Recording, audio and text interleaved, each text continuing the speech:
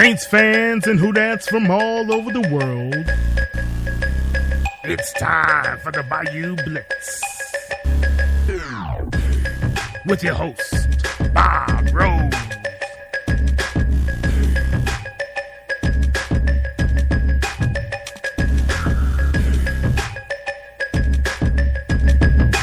Good evening, boys and girls, and Saints fans and NFL fans throughout the nation.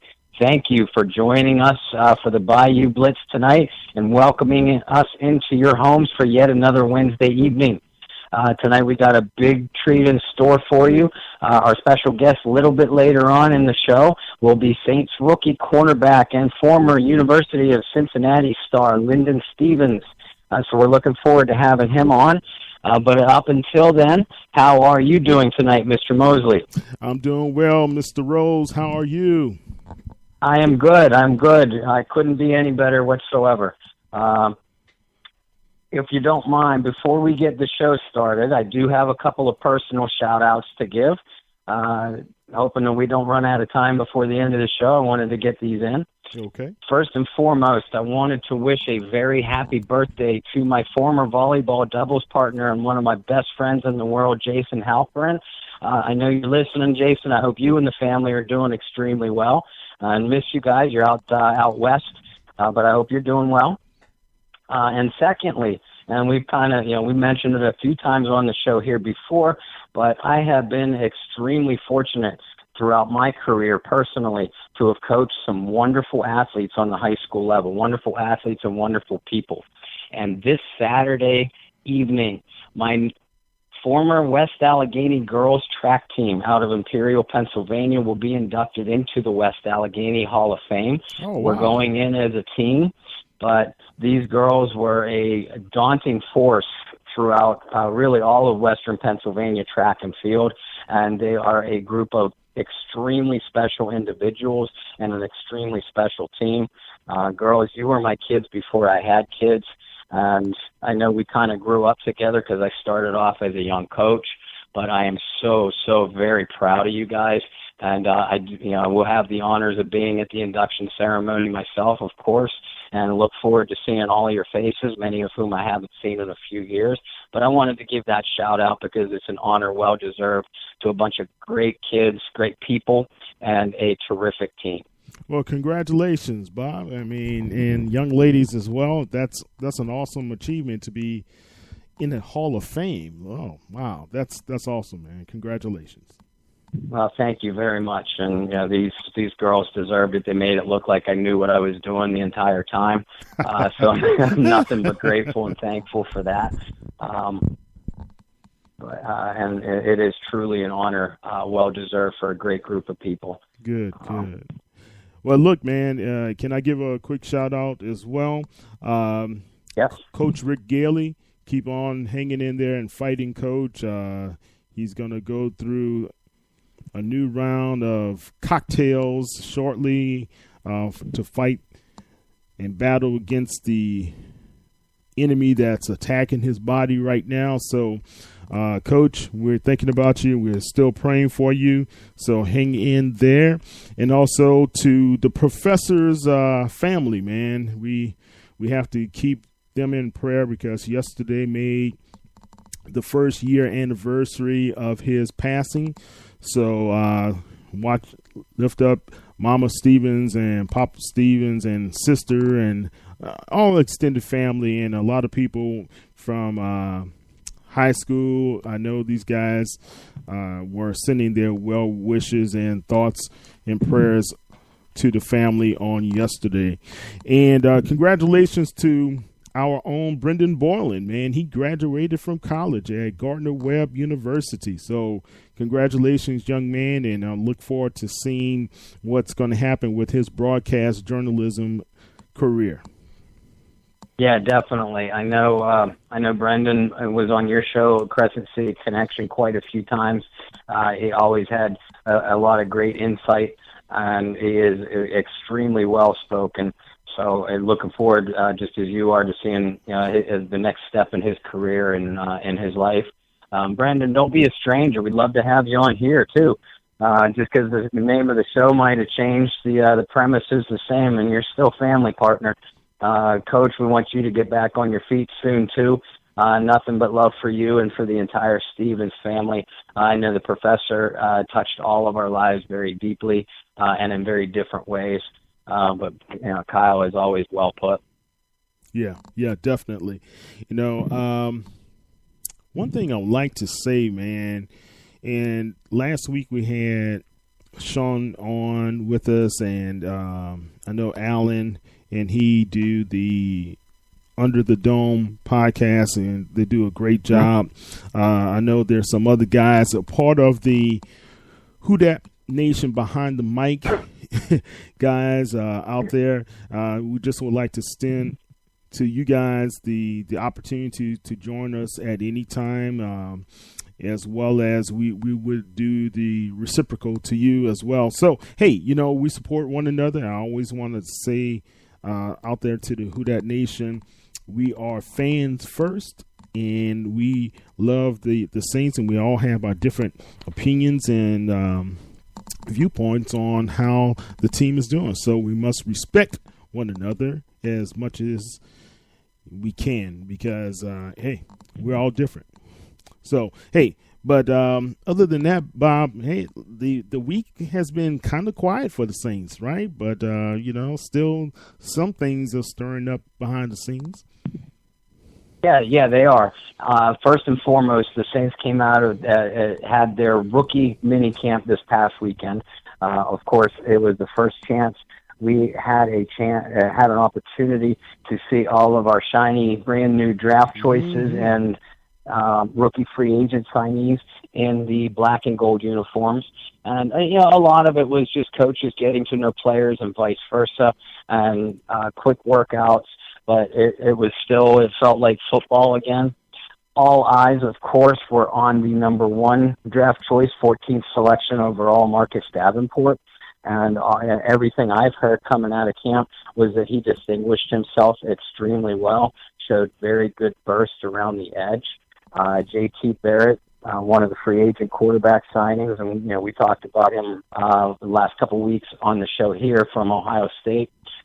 He looked a little bit more polished, from what I understand. He looked a little bit more polished than what a lot of people had expected to see, and there was a lot of good young talent on the field, and it made you pretty excited, even more excited than what we already were for the upcoming off-season activities, because there's going to be a lot of hard competition for depth spots and spots on this very talented Saints roster. Yeah. You have to like what you see out of Barrett, but I was pretty impressed with not only Davenport, but Traquan Smith, as well as Mr. Yelder at tight end, man. Those two guys really had people talking and squawking as well. I saw a few of the videos online with our friend Brian Bienemy.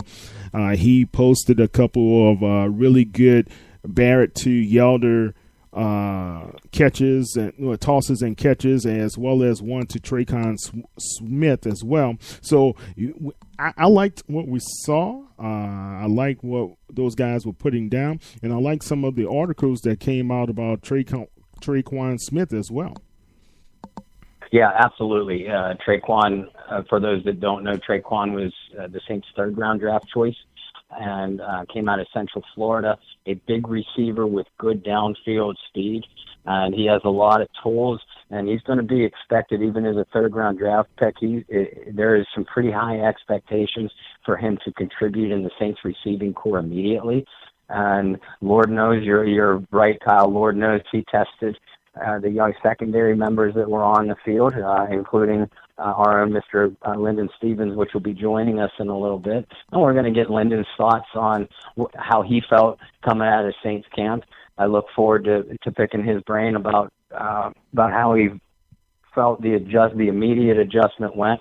Of course, for all these guys, there's a long way to go. But remember, as you look throughout Saints history, and especially in the Sean Payton era, there has been a lot of undrafted free agents that have not only made this team, but have made significant contributions to the team's success as well.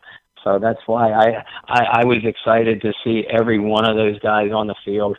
And like we said, there's going to be some heavy competition for depth special team spots. And every now and then you see one of those lesser drafted guys, or maybe guys that flew under the radar a little bit on the main 2 draft days. They'll fly under the radar then, but they'll pick off a veteran or 2 at camp and earn themselves a roster spot. So really looking forward to seeing what these guys can do. Yeah, definitely. And we have to look at some of the positions, like you say, from a standpoint of depth. Look at some of the recent movements with Marty, who was a fan favorite. He's gone. He was waived by the team today. Yesterday, Adam Big Hill was waived by the team as well. So that goes to show you some of those young linebackers or some of those guys who have potential on special teams have made an immediate, I would say, some eyes opened by the coaching staff to say, yes, maybe these guys can be a part of the special teams unit or add some depth in that linebacking core. Yeah, absolutely. And those were the major 2 personnel moves that that New Orleans has made coming out of this rookie camp. Was that they did release Adam Big Hill and earlier in the week, and then Michael Motti today. Motti, of course, has made a remarkable recovery from some health issues that forced him to miss the 2016 season, I believe. But he bounced back last year, and we certainly wish him the best of luck and thank him for everything that he's done in a Saints uniform. And the same with Adam Big Hill. And Big Hill became a fan favorite last preseason and made the roster as an undrafted. Not so much as an undrafted free agent. He was a star in the Canadian Football League, and came down and nabbed onto a Saints roster spot. And we wish Adam the best of luck as well. And they were just sort of a victim of numbers at the position, right? Because remember, we've talked about the free agent signing this offseason of Demario Davis and what we think he's going to bring to the team. But we're also looking at the return to health of Alex Anzalone, in addition to Craig Robertson and A.J. Klein already being there. Manti Te'o surpassed many people's expectations last year. And a lot of people forget that for most of the last year and a half, the team has been without the exploits of Nate Stupar, who not only brings a lot to the special teams unit, but Nate can play just about every single one of the fill in at every single one of the linebacking positions capably, and he's back on the roster as well. So there's some depth, there's some underrated depth at the linebacking position, and I'm looking around for a piece of wood to knock on here. As long as they stay healthy, I think we're going to see a much stronger Saints linebacking core than maybe what we have in recent seasons. Yeah. I read an article today in SI, and it was focused on Mr. Robertson, Craig Robertson, and I was like, wow, they had a feature on Craig Robertson, So it's starting to make you wonder what's going to happen there with these linebackers, man. And of course, man, Bob, we still have a lot of personnel moves that will be made coming into the season, especially since there are going to be some guys who are veterans out there on other teams who will be released. So there's a possibility that this roster will still be in a lot of flux, a lot of ebb and flows to that roster. So guys, don't think just because somebody's in place now that they're going to stay in place for the long haul. Yeah, absolutely. Like you said, there are 31 other teams that are going to be releasing some good caliber NFL talent at different points of the off season, and those players will be available. And the Saints, as we've talked about before, they haven't necessarily, at least we us sitting up here in our chairs it's fairly easy for us to not so much criticize, but to judge a little bit. And it's been easy for us to sit up here and say, well, we don't know if they've addressed this team weakness or that team weakness. Well, they'll certainly have other multiple opportunities to do so if that coaching staff still perceives that position X or position Y maybe had been a weakness. And remember, like we've talked about, there's a lot of rookie talent too, be it a draft choice or one of our undrafted free agents that's really going to have an opportunity to grab onto the roster spot. And the important thing for them is they're going to have the first opportunity. Right. They had this first opportunity this past weekend. So they are in a definite position of advantage as opposed to any other young player that may be signed in off of the street at this point. Right. Bob, I was looking at the Saints rookies, and they had a chance to be able to tour the Saints Hall of Fame and the locker room this past week as well. Those are some good-looking young guys, man, some talented young individuals. Boston Scott, we have to keep him in mind because I know he's challenging for a roster spot either at running back or on special teams. And they brought in some other young guys as well that are going to really be some impact players. But the thing I want to ask you, Bob, looking at the NFL and looking at our division rivals in the NFC South, do you think we've done enough to be able to address the speed issue? Because look at Atlanta, how fast those guys have played in the past. Look at the Panthers as well. Do you think we have addressed that on defense, the speed issue? Personally, I do. We'll start back with linebacker Demario Davis. He is an extremely fast linebacker, and his addition this offseason was an instant athletic upgrade to that unit as a whole.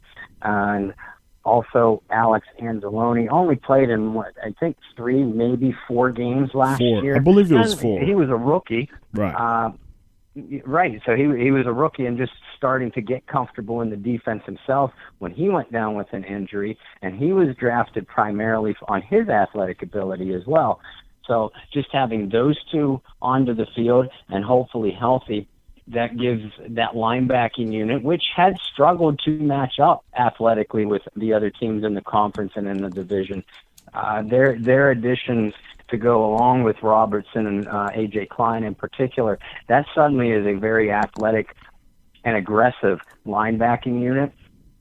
We already know what the Saints have on the defensive line up front. Cam Jordan is one of the best defensive linemen, interior or outside, in the entire NFL, and the main reason for that is because of his athleticism. And remember, Cam often will play or be put in a position where he can drop back into short and intermediate pass coverage as well. So that tells you what kind of athlete that Cam is. And we saw the same thing out of Sheldon Rankins, who actually had an interception last year. Rankins is an incredibly athletic interior defender. And we know also what Alex Okafor can bring on the opposite end from Cam. So there's a lot to be excited about along the defensive line. And we already addressed Marcus Davenport as well. Davenport is a very explosive player off of the edge. The only critique of him coming into the draft was the fact that he was raw and that he didn't, quote-unquote, play some of the top competition in college. Well, if that's going to be the only critique you have of someone, you're not really critiquing his abilities themselves. And I think that they're going to be on display often this year. His inexperience will, I'm sure, be on display at times, but he's going to learn, and he's going to learn quickly. He is an extremely athletic presence, and he's going to team on the other side of Cam to really give a lot of offenses that they play fits. And then jumping back into the secondary, right. Our guest coming on in a little bit, Linden Stevens, he can run a sub 4.4 40. He has extremely explosive athletic ability and very, very good man-to-man coverage skills as well. And that's going to be a necessity, especially in this division and this conference, where he's going to face some big but athletic receivers. We know what Marshawn Lattimore and Ken Crawley can bring to the table athletically, but a player like Linden Stevens and Arthur Millette, who made the team last year, he is an incredibly explosive athlete as well. And we talked about Natrell Jamerson, the rookie fifth-round draft choice from Wisconsin, and his versatility and explosive speed that he brings as well. So I really, really like what this team has athletically to put onto the field to match up what the other NFC South opponents are going to counter with offensively. Right. You know, I was on Twitter, man, and I saw that Brian Baldinger saw a lot of great things and potential in Marcus Davenport. And, you know, what Baldy was saying is that with his length and his, like you said, his athletic ability, and it's only going to be coached up by our Ryan Nielsen. You know, he's going to do his best to try to get him into learning the system.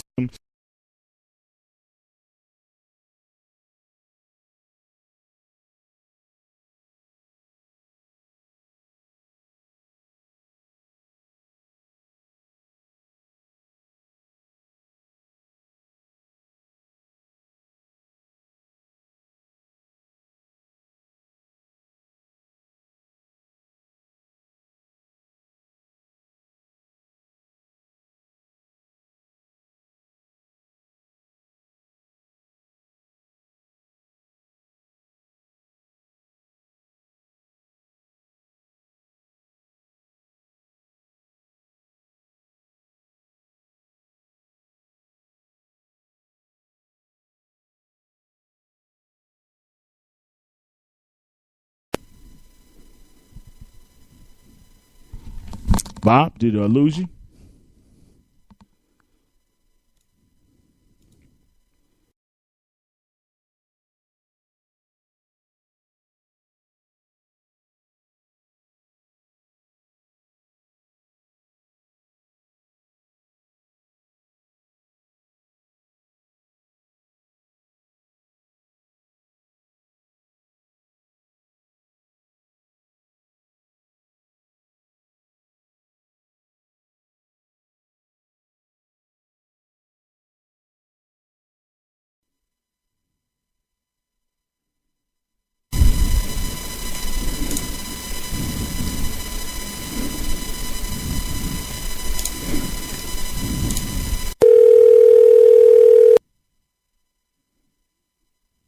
This conference is being recorded by the organizer.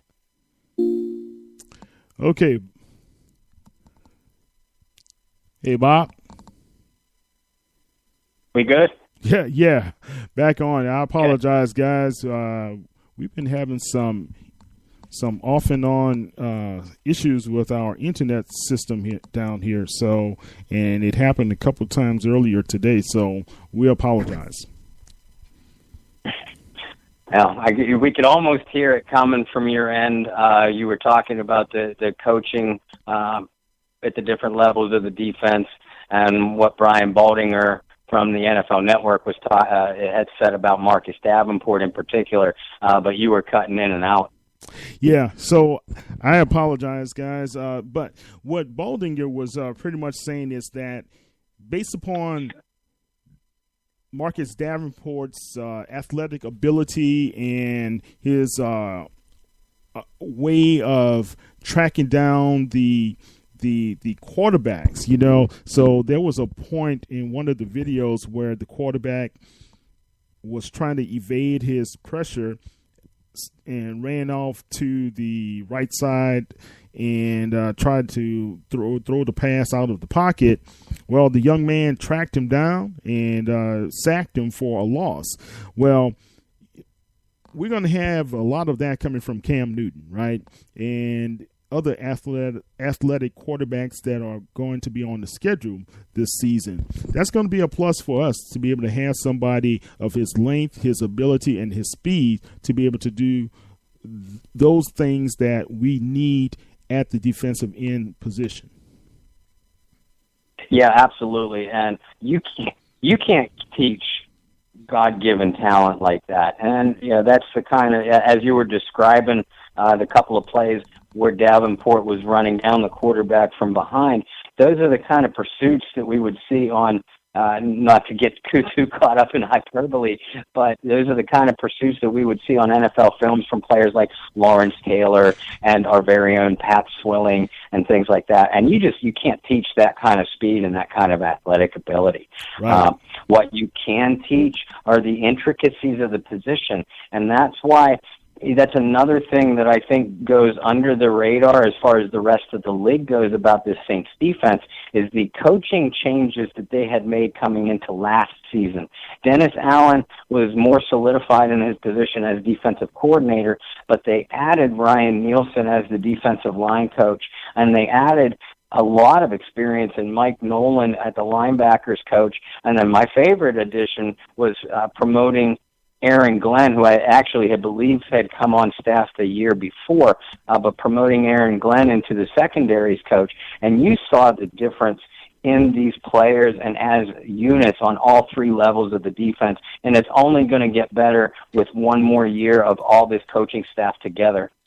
Yeah, definitely. And think about it. Having somebody like Aaron Glenn, who was a Pro Bowler himself, who was a guy on the island, put on the island a lot of times when he was with the Texans as well as with the Saints for a short term. Aaron Glenn knows the game. He played the game well, and, guy was in the system for the NFL for 15 years. So if you have somebody of that caliber who comes into the Saints and he can relate to these young guys, he can be able to, train them and be able to position those guys very well. Look what he did for Ken Crawley. Look what he did for Marshawn Lattimore. It speaks a lot to what Aaron Glenn has been to the Saints, and it's been just a really fantastic coach at that level to help those guys. And think about this, man. He also helped Delvin Breaux that first year as well.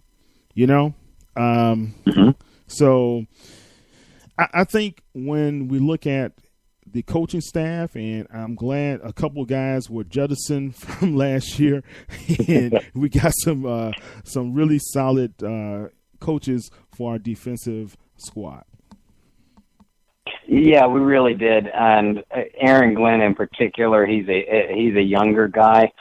He's going to be, and in some circles already is, a very hot coaching commodity for a potential head coaching position. So we really, you still with us? Yeah, I said, Okay. Oh, yeah, and it's only a matter of time before someone of Coach Glenn's talents will get an opportunity at a higher level with probably another team, because you can't really see Sean Payton or even Dennis Allen at the coordinator position. You can't see them going anywhere in the near future. So although we certainly don't want to lose anybody off of our coaching staff, it's inevitable whenever you start to have some success. Right, definitely. Success breeds what? A lot of suitors. It's like that sweet stench on a summer day that all the flies got to gravitate to, right? They got to be there to take a part of the feast. So, Aaron Glenn, man, we really like what we see, and hopefully we can be able to have him around for another couple of seasons. Yeah, I would certainly like to see that myself, especially with such a young defensive backfield.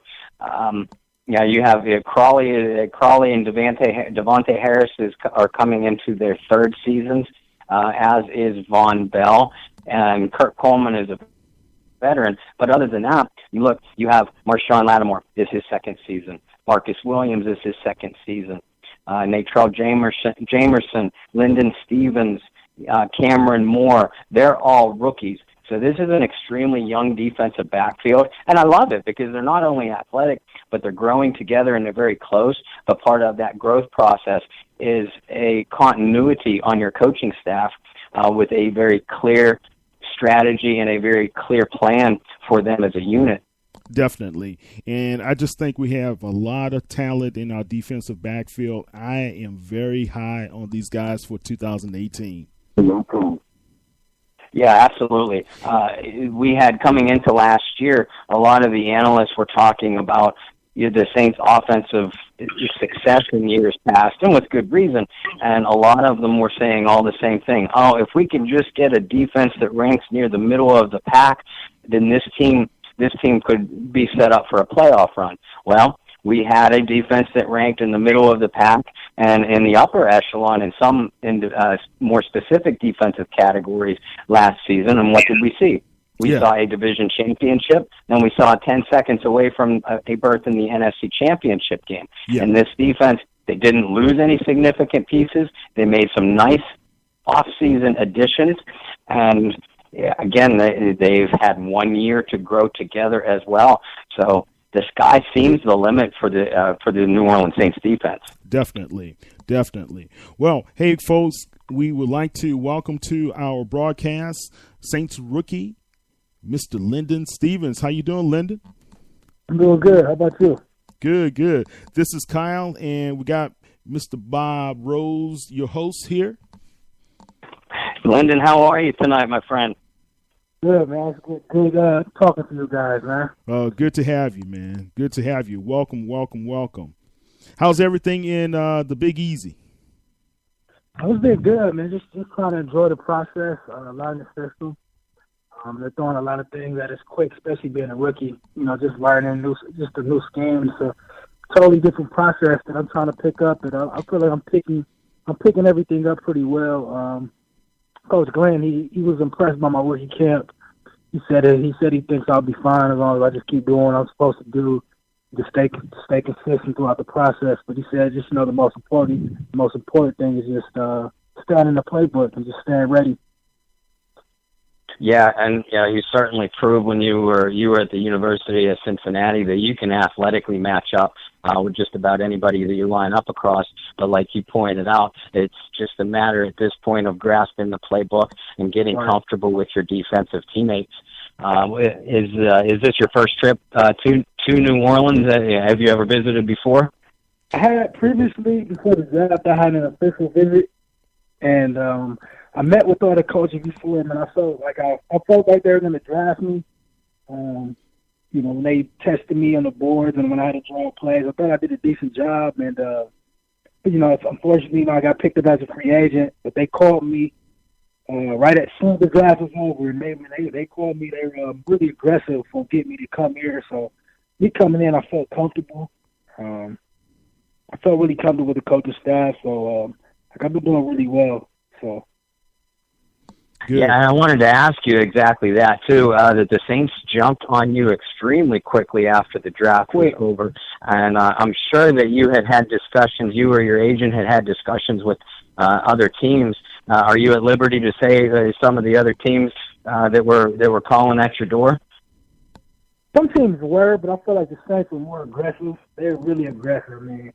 They were calling me, they were negotiating with me. And they really, you could tell they really wanted me. And coach, in my position, coach, he knows my ability. He said he likes my press, and he watched my film. He's really, I proved that in the rookie camp. I was checking draft picks. Some talented guys, and I did pretty well against them, and I was pretty consistent throughout those 3 days. But Coach Glenn, he believes in me. He really, I can tell you, he understands he can see my ability. And like I said, he teaches you the game. Like, he helps me understand football. And in college, you can get away with some things in college. But, when you get to this level, everybody's just as good as you. Everybody's just as talented. So, sometimes I have to stay, a couple hours after practice and, really get in depth and watch film and really go over things. And he really teaches that. Well, And it's you been kind of hit the nail on the head. Kyle and I were talking before you came on.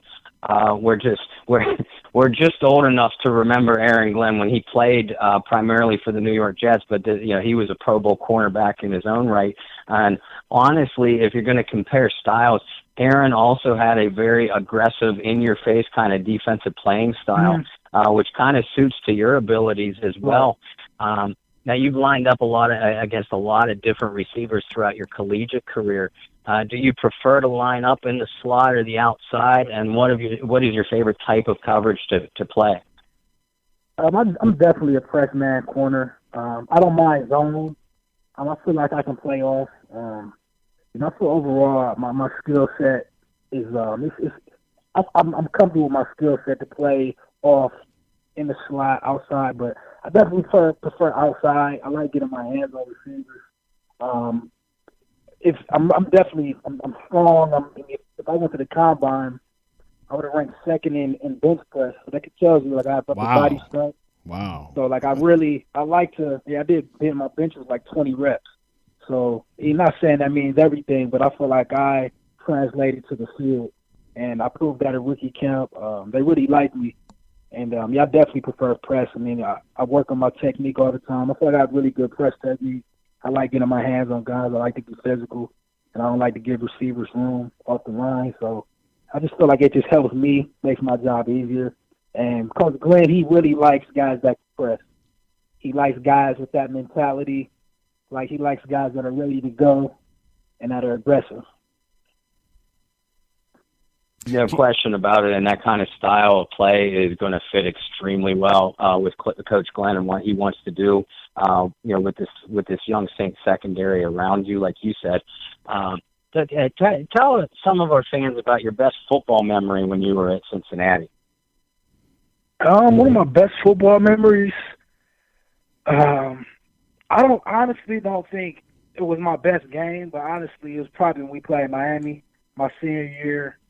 And, throughout my whole season, I played with a broken hand. I was getting two to three shots before the game. And that's probably Miami of Ohio was not really my best game, but one of our safeties, Malik Clemens, he caught a pick. Literally, a couple seconds before the game ended. And Miami was up, but we haven't lost Miami in about 11, 12 years, and especially going into my senior year. That was not a game I wanted to lose, and we won that. The quarterback threw an interception. I think that was definitely one of the best moments throughout my career. Definitely not one of my best games at all. But, I had to build my confidence, throughout those games. I played with a broken hand. So, that was definitely one of my best memories, him catching that interception and us winning that game and keeping our tradition. Wow. Now, you, as we just spoke about a little bit, you do bring some terrific athleticism and aggressive play to the Saints secondary. But tell our fans something that they may not know about Linden Stevens that is going to help cement your place on this team. I think just me coming in as a rookie, especially, I'm a younger guy. I don't know anybody. I know a couple guys. My dad coached J-Ron Elliott. My dad coached at Glenville for a number of years, and J-Ron Elliott came from the Packers, and he's been kind of helping me out a lot just with the whole process because you really come in as a rookie. Guys aren't really going to be your friends coming in. You're a rookie. You have to earn your stripes, and I'm all for it. I'm a competitive guy. I want to prove myself. I don't want anything handed to me. But I think definitely what I bring to the table was just a competitive nature, and that fire that you need. I feel like I bring good energy. Like I said, I don't know most of the guys yet. Like I said, I only know, one guy. He's really been helping me, and he was just telling me, and I asked him, how do I interact with the guys better? I want to show them, eventually that I can be one of the guys to help this team win. He was like, man, just prove yourself when you get on the field. That's one of the main things. He's like, you don't have to talk, just be humble, stay quiet. And he's like, when you get on the field, you prove yourself, and that's how you gain the respect from veterans, especially as a rookie. That's definitely some great advice coming from him. Can I ask a question, Bob? Can I ask Mr. Stevens a question? Oh, yeah. I'm sorry, Kyle. Okay. Hey, Linden. I was looking at NFL.com, and they had your draft profile. And Right. a lot of times these sites have different mixed views on what a player's strengths and some of their weaknesses. When you look at some of these draft profiles, especially now that you're a part of the NFL, what do you have? What do you take issue in when you see something like that? I took a lot of issue from it, and I use a lot of that. Like it's funny 'cause my draft grade, was higher than the majority of defensive backs. It was a 5.19. I don't even look at that stuff, but I looked at it. It was a 5.19. A lot of guys have 5.14s, and they got drafted 5th, 6th round, 4th round. But I feel like if I went to the combine and I showed my athletic ability, I feel like I have hit some feet that a lot of guys don't have. I felt like I would have went high in the draft if they, scouts really just were able to see me up close. But I take all of that as motivation. I don't let it. I try not to get down on myself or get discouraged because I know, those scouts, they really don't always know what they're talking about. They, and it's funny, a lot of free agents actually tend to be better than those draft picks. Right. More guys in the Hall of Fame that were free agents. But like I said, I use that a lot. I allow that to have a chip on my shoulder. That just makes me constantly want to prove myself and just keep working hard day in and day out. And considering my dad played in the NFL for 3 to 4 years. Right. So he was a free agent. So he, just with my dad going through that process, it helps me out tremendously. I call him almost every day, and he just tells me, just keep working. It's never a time in the process where you can take a break or get comfortable or get complacent. He's like, you constantly have to keep working day in and day out, stay in the playbook, put in that overtime if you want to be great. Now, and I was going to ask you what kind of advice your dad was giving you. Your dad, Max Stevens, played for the Minnesota Vikings and New York Jets through the early 90s. So he's been there, he's done that, and he's, of course, a successful football coach right now, too. Sure. So I know you lean on him for advice. What are some of the other tips that he's given you? Especially when I remember after the draft, I was definitely down, and my dad just said he was in my shoes. He remember when he didn't get drafted and how he felt. So I just remember, him watching the draft and we were sitting there, man. It was tough, man, not getting drafted, knowing that you were better than some guys that got drafted. And he told me just to keep working. I remember when I got home, he woke me up the next morning. He's like, work out a couple times a day. He just said, keep working hard. That's really the only thing you can do. Go in the rookie camp ready, in shape, going there mentally ready. And I think that's what I did. And I've definitely showed that in the rookie camp. I worked out every day. He said the main thing, he said, is just eliminate distractions. And he said, put all that other stuff to the side because he said at the end of the day, you still have to compete with all those guys, and they still have to show up just like you. So he said, don't worry about any of that. He just told me to keep working hard and always have that chip on my shoulder. So I think that's what I've been doing every day. I'm in my playbook, and it's really been helping me. Linden, if you look at the history of the New Orleans Saints, and Bob brought this up earlier in our program, the Saints have had a high level of success having undrafted free agents to come in and contribute early with the team. Is that one of the key intangibles that you saw in the Saints? I know they were aggressive in pursuing you after the draft, but did you take that into account as well? Yes. It's good you said that because I think I didn't even look at it like that. I didn't even look at playing time. I didn't look at any of that. I just felt as overwhelming as the process was, I didn't think any of that. I just looked at it as I know these coaching staff, they see I have ability, they like how I play, and they're willing to give me opportunity. And I knew once I got my opportunity, I'm going to take full advantage of it. I'm not going to be distracted. And I knew once I get my chance, especially my dad being extremely hard on me growing up. And it's funny, the way he was, I didn't quite understand why he was like that. But, my first day at rookie camp was funny. I'm like, oh, man, I see why my dad was hard on me. So he was telling me, like, Linden, you're going to have a 500 playbook. I'm like, whatever, Dad, that's not going to happen. And I'm like, here I go. I got a 500 playbook that I got to remember, 500-page playbook. And everything he said, just it makes sense. You know, like I'm 22 years old, and it finally clicks now, like, oh, wow, you know, everything he said was true. Yeah. You know, but, you know, like I said, it's just I just continue to work hard and do my part. And, yeah, like I said, I really didn't look at it. I just looked at it as, you know, them giving me the opportunity. And, you know, with Coach Glenn, you know, when he called me, I'm like, Coach Glenn, how come you guys didn't draft me? And I was kind of mad. I was definitely mad, man, because I feel like I'm a talent that I can come in and I can, you know, bring something to the table and help them win games. And he's like, man, don't worry about that. He's like, at the end of the day, he's like, if you're a 5th, 6th round, 7th round guy, you still got to compete. Right. I'm like, all right, Coach. And I came in, I left everything behind, and he said, he's like worried about that, Linden. He's like, just compete. So my first day, and I competed. I worked hard. So that's what Coach Glenn told me. So. Did you have any battles out there with like Traycon Smith or any of those other? I did. Yeah. Yeah. Me and Traycon were going at it. I got at him a couple times. He got at me one-on-ones, but I got my hands on him pretty well twice. So and especially going against a guy like that, you know, helps you get your confidence up.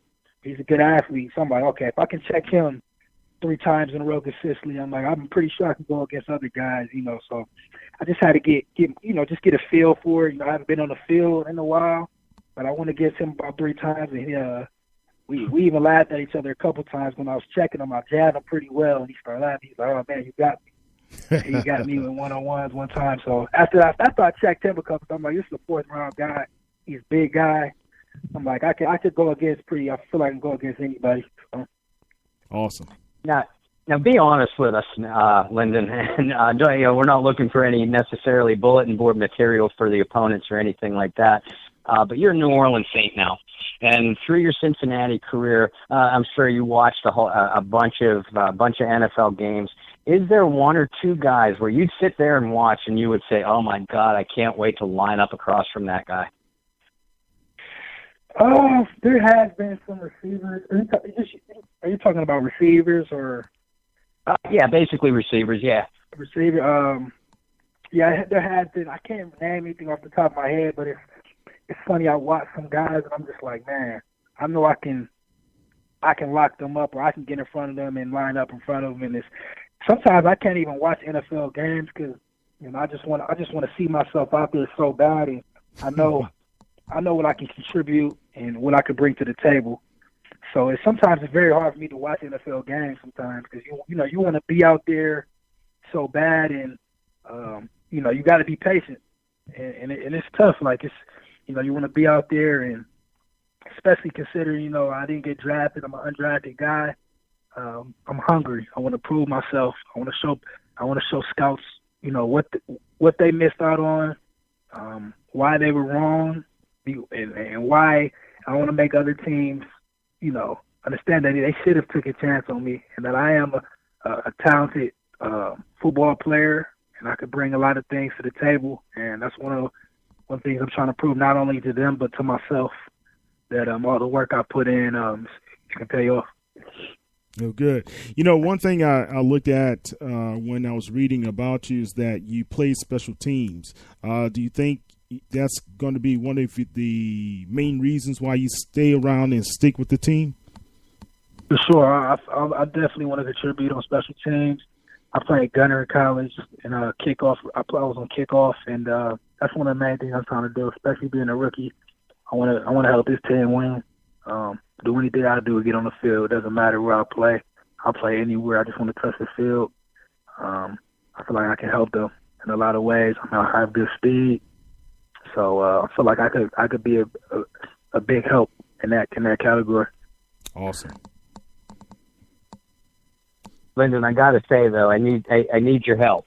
Last week, our guest on the show, Sean Williams, co-host of the Under the Dome podcast, he was talking about the Southern Mafia that exists down here, and that I was an honorary member of, and I was, I'm so proud to be in with Kyle here and Sean and a number of great writers and analysts. But like I told you a couple days ago, I'm from Western Pennsylvania, and I need some northern flavor down here. So you're born and raised in Euclid, Ohio, so I need you to help me out and bring some northern flavor to this Southern Mafia. For sure. look. Soon as he gets into the Big Easy and into the Bayou, he's going to have a lot of flavor. We're going to overtake that northern flavor and make it so that he understands. I'm a Cleveland guy, and I can bring a little flavor down here, man. That's what I'm trying to do, man. Well, hey, look, I do want to ask this question, man, and I'm a stats guy, and I like to see stats. These guys said you defended 18 passes out of 106 targets. That's like a 17% defense ratio. Man, that's pretty good, man. And how do you – I mean, is that one of the things that I guess Mr. Glenn and the rest of the coaching staff took a look at?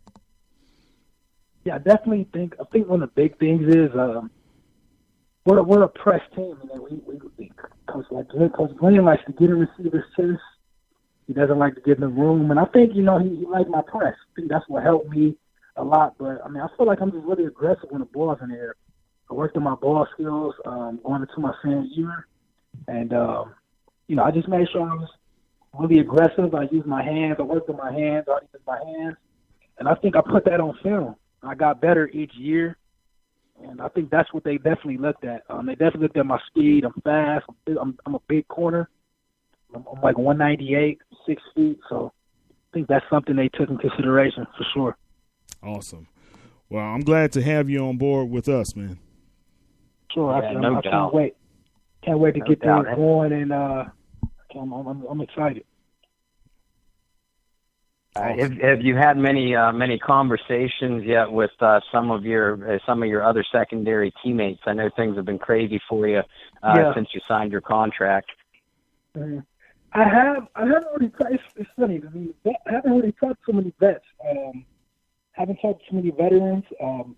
Patrick, I think his name is Patrick Robinson. Yeah, former number one pick for the Saints, Patrick Robertson. Yeah. Yeah, he my first day he came up to me like, "What's up, young buck?"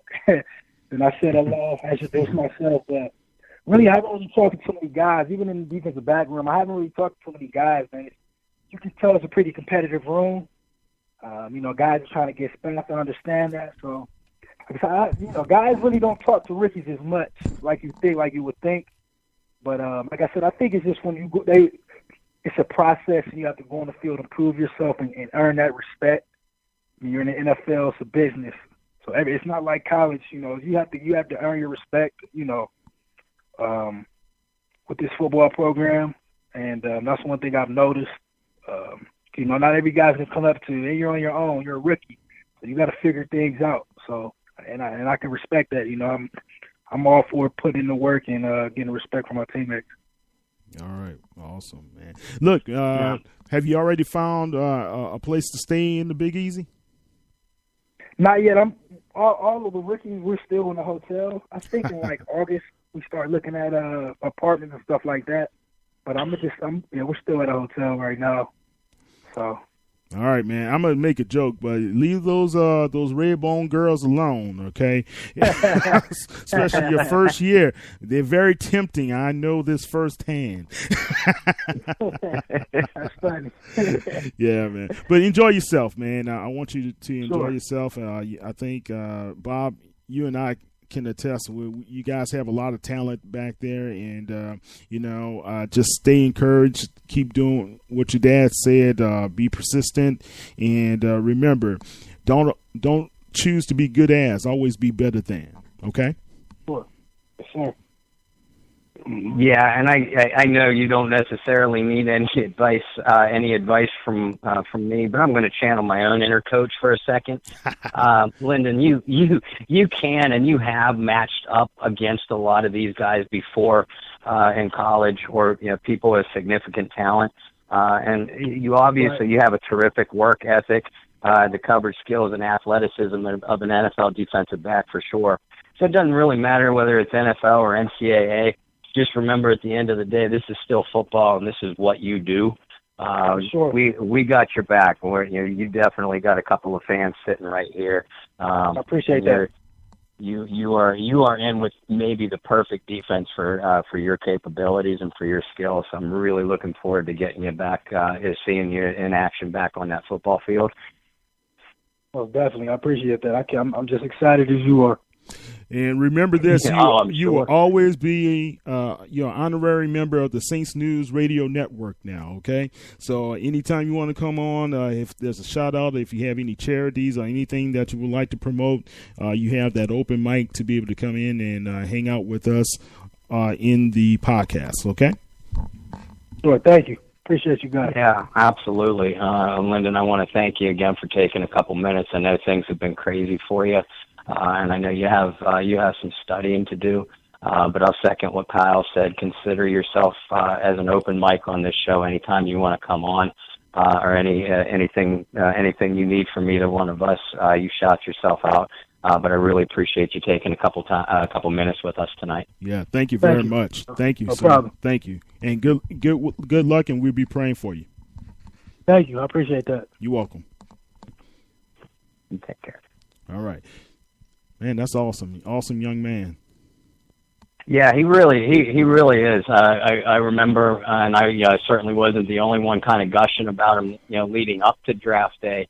And unfortunately, like Linden said, you knew from some of the quote unquote draft experts that if he was going to be drafted, that it wouldn't be until the third day. But then you clicked on film and you watched how Linden played, and he got in the face of every single receiver he played against, and he matched up with everybody athletically, and his mirror skills are just they are phenomenal. For any basketball players out there, if you started out at a young age, that's what your basketball coaches would do to you. They'd make you partner up and do what they call mirror drills. And you would try to mimic the guy across from you, and Linden just mimics any receiver's movement perfectly, and he is so athletic that he can match up down the field or even have a great break on the ball on those short cutting patterns. So I think the New Orleans Saints got themselves a real steal. Yeah, definitely, and you can tell he's well coached, man, and it can only help having your dad come from the NFL coaching as well. So he's got an uphill battle against a lot of talent back there right now. And if he can be able to make the squad, special teams, or, if he's able to clear waivers, if he doesn't make the squad, but put him on the practice squad or something, just to be able to do well and continue to be consistent and show growth in these training camps and mini camps coming up, that's going to be the key for him to be able to make a name for himself. Yeah, no question about it. And I mean, you gotta love his competitive attitude. And just sitting here talking to him, I don't know about you, Kyle, but I got goosebumps on my arm. I'm like, this is exactly the kind of guy that I'd want playing for my team. Just the kind of guy that wants to get out there and compete. He has confidence in his abilities, but he also knows he's going to have to earn everything that he gets out on that football field. Yeah, and you want that. You want the guys who are hungry, who want to prove themselves, who want the challenge. And that's the thing. If you can see in the eyes of some guys who still have the deer in the headlight looks, right? But are you willing to learn and fail and learn again and fail and learn again? And that's the type of guy that you have in Aaron Glenn as a coach. He can tell who has that fire, who has that competitive nature, because he's been around it and he's seen it so often. So I think he's in a good position. I think the Saints are in a good position with bringing in young talent like Mr. Linden Stevens. Yeah, no doubt about it. And Linden, if you're still tuning in, thank you again for coming on to our show. We hope to have you on again many times, hopefully in the future. But definitely excited to see you back on the football field wearing that New Orleans Saints uniform. Definitely. All right. Well, Bob, we had a good show, man. Are there any particulars or any things that the fans need to look out for from you coming up in the next week with any of your articles or anything else? Well, we're gonna continue to look at some of the performers that may not be talked about as high draft picks. We've already profiled some of the other undrafted free agents and lower draft picks. Coming up soon here, we're going to start to take an overall position by position breakdown of the Saints, and not only going to do it in articles on the Saints News Network and on Canal Street Chronicles, but we're going to do it on this show as well. We're going to start to devote, each week according to position. So you listeners, start getting your questions together, and you can email us or send Kyle or I direct messages if you have any questions or if you have anything that you'd like us to address on the show. But we don't have too long before football season cranks up for real again. So anxious to see what our New Orleans Saints are going to put together for a contending team on this field late this summer. Yeah, definitely, man. I guess a lot of times when you're a fan and you don't understand some of the picks throughout the draft, and I think now after all of the emotions have died down, you're starting to see how the Saints were very strategic in evaluating some of the talent and bringing in these guys, especially these undrafted free agents. Again, Yelder, I think that's going to be a diamond in the rough find for the New Orleans Saints as well. So you got guys like Josh Hill, I think he's on the bubble, and you have Human. You don't know what's really going to happen with him as well, coming off the injury from last season. So, depth. You look at some of the talented championship teams of the past. If you have some depth, you have young guys willing to rise up and fill in the void if someone goes down. That only speaks very well to your coaching staff and your evaluators when it comes to assembling a team.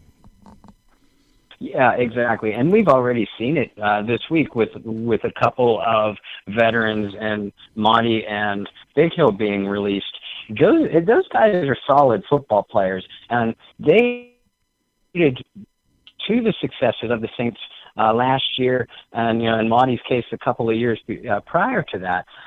So that just goes to show what kind of competition and what kind of depth that this Saints coaching staff and scouting department has put together. We just talked to a very talented young man in Linden Stevens, and the reality is, you look at that cornerback room that he's going to be stepping into, and my personal belief is, that he has an extremely good chance to make it. But you look at some of the players that he's going to have to overtake to do it. Obviously, a player like Marshawn Lattimore, his roster spot is certainly safe. But Kenny Crawley, Devontae Harris, Art Mollett, Patrick Robinson, and I know I'm leaving a few out, Justin Hardy. Those are extremely talented football players, and there's going to be one or two very talented guys that the coaching staff is going to have to make a tough decision on come late August or even early September. Yeah, you said a lot.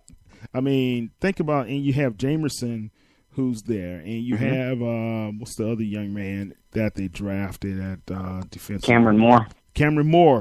I mean, so the competition is going to be fierce, and that's what you want. You want fierce competition because why? You have a chance to evaluate and pick the best. I think in years past, it was just, all right, we have these guys, and let's just bring in arbitrary.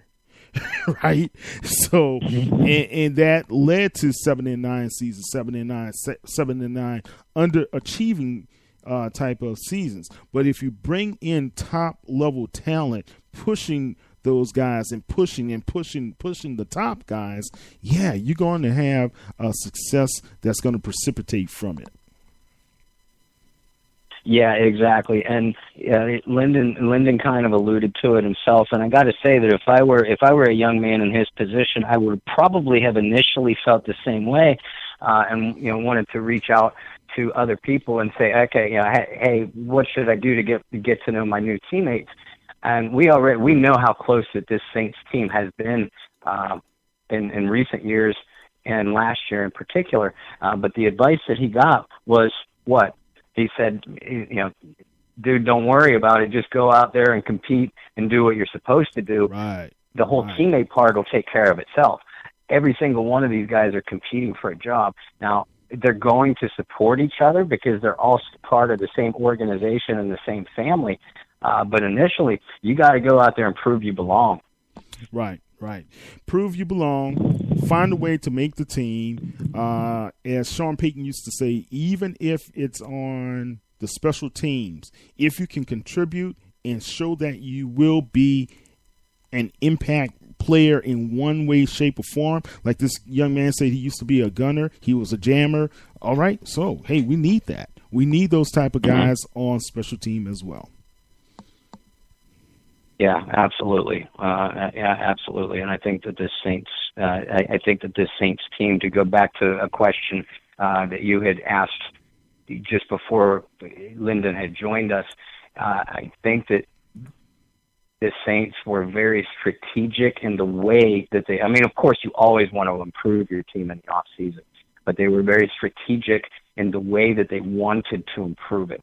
And the type of, it seems like incredibly high character guys that they're bringing in, but it's high character, athletic, and versatile guys.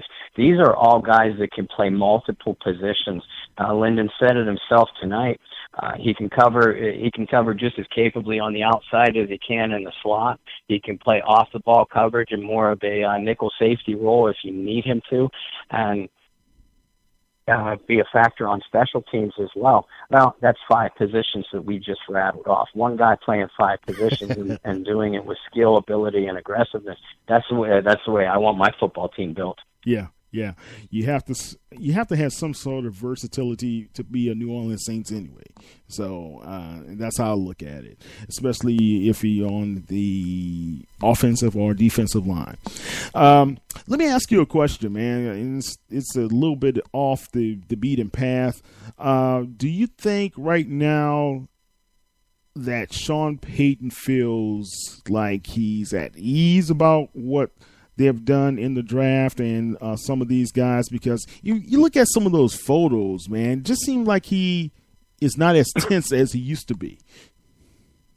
That's a terrific question. I do think that Coach Payton is at ease with his team. And the reason that I said it that way, because we saw the team go after speed and special teams this last season.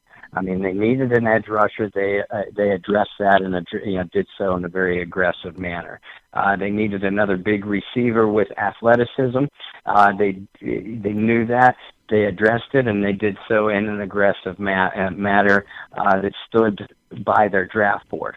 After that, we saw them go after players with good special teams capability on their resume, and also versatility, maybe from smaller schools. I mean, you look, Jamerson came from Wisconsin, a Big Ten powerhouse to be sure, but you look at some of these other guys. Cameron Moore came from Boston College, no longer the football power that it once was. Boston Scott came from Louisiana Tech. Lyndon Stevens came from Cincinnati, and up here I got to watch a lot of Bearcat football, but they're Conference USA, which is unfortunately anyway not considered to be a college football power conference. People that think that, by the way, tune into some Conference USA games and you might come away different. Well, look, U of H is a part of that, and I see a lot of USA Conference. Yeah, exactly. But I mean, we saw them address those kind of needs as far as speed and athleticism and special teams capabilities on their resume. So I think he feels pretty confident, Coach Payton, that is, about what he has at the top of the roster, other than some tweaks here or there, while also providing these guys with competition. I mean, they're all competitors anyway. We saw it from the team last year. That they were competing with themselves and trying to prove to themselves that they're going to get better every week. But to have a guy that's pushing you right behind you, where you have to support and they support you at the same time, that tells me the way that they drafted and signed players this offseason. It tells me that he feels pretty comfortable. But at the same time, Payton has always had razor sharp focus. And this team remembers, it realizes how close they were last year. And Sean already knows what it takes to get to that next level. And, that it takes more than just physical talent, the intangibles that it takes.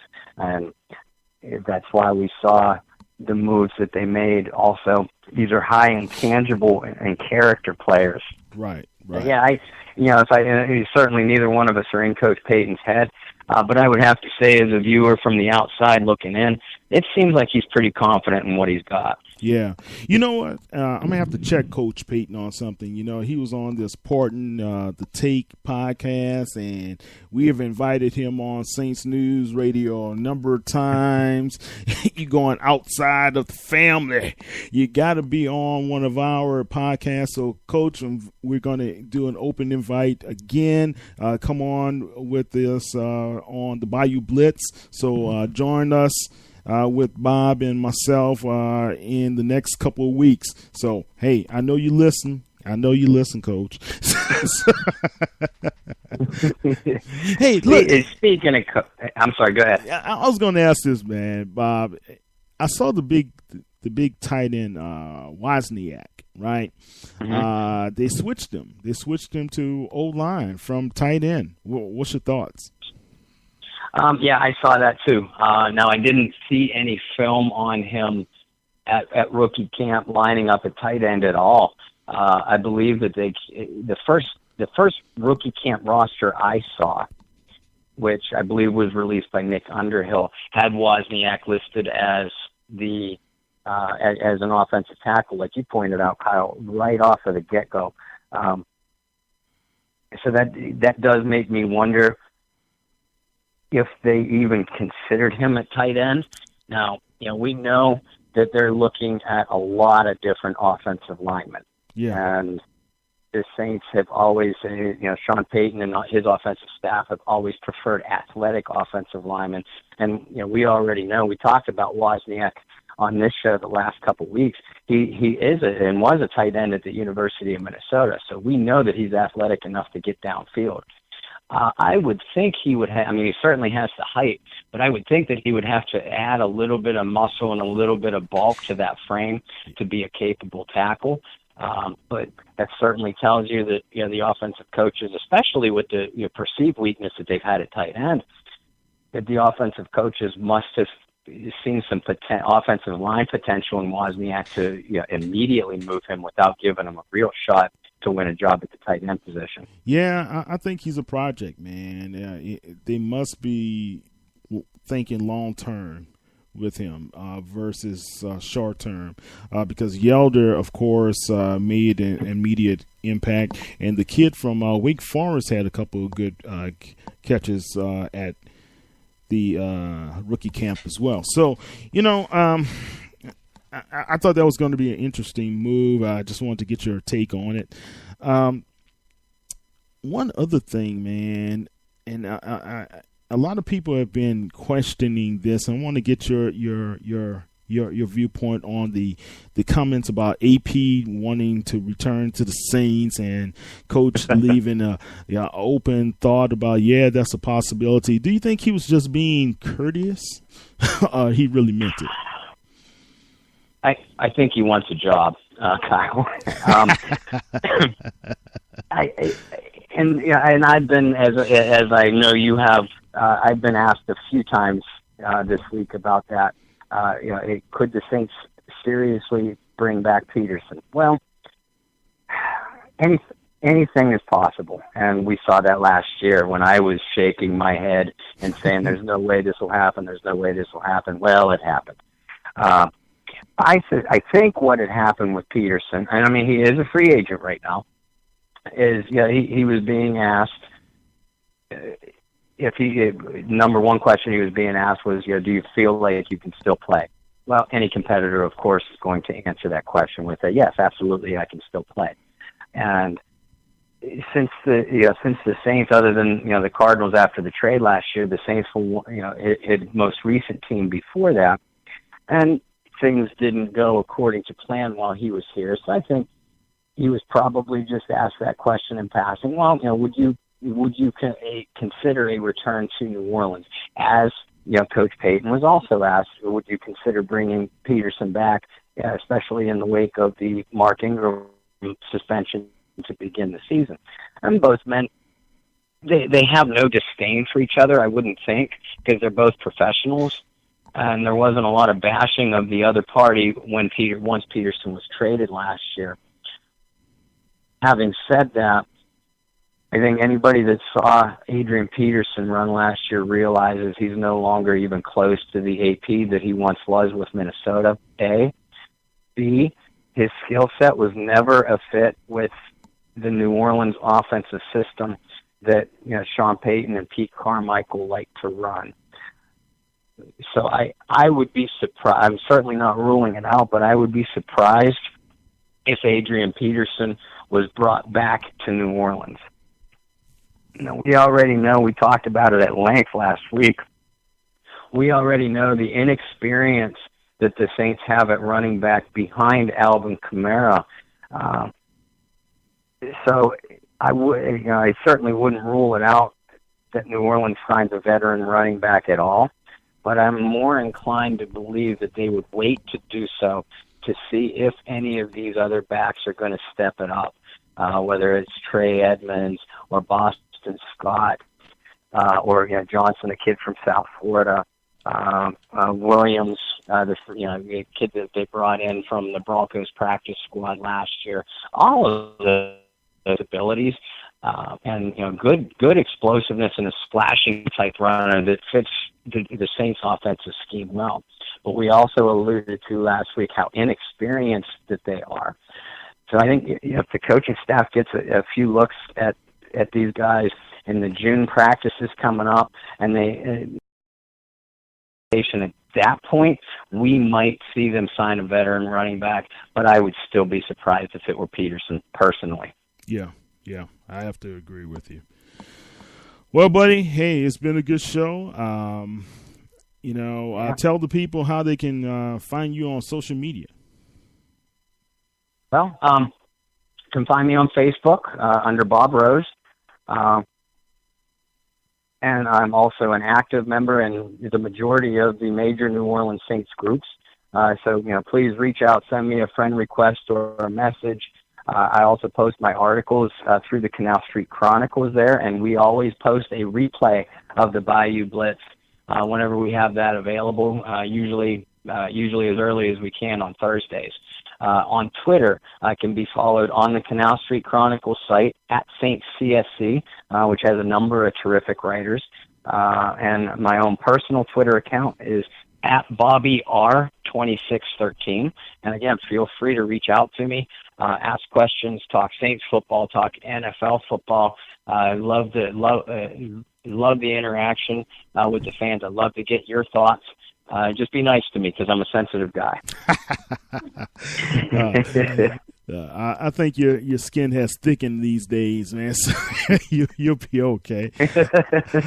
Look, man, Chris Ivory is still out there. I forgot about him, man. Could that be a return of Chris Ivory if we need him, if he's still on the market? But anyway, guys, don't forget, you can always check Barry Hurstis and his original content on our Saints News Network.com website, as well as you can check out all of the latest of the Saints News 24/7 at www.saintsnews.net. On Facebook, we are at Saints News, as well as on Instagram and on Twitter. All right, man. Bob, great hearing you, and Also, guys, hopefully we will be able to have the Bayou Blitz on iHeartRadio coming up soon. So just stay tuned to that. And don't forget, if you have one of those Echoes or Alexa apps on for Amazon, you can always say, hey, play Saints News Radio, and we will come on your artificial device there. That's what it is. We'll be at people's beck and call. How about that? Yeah, look, man, we're all over.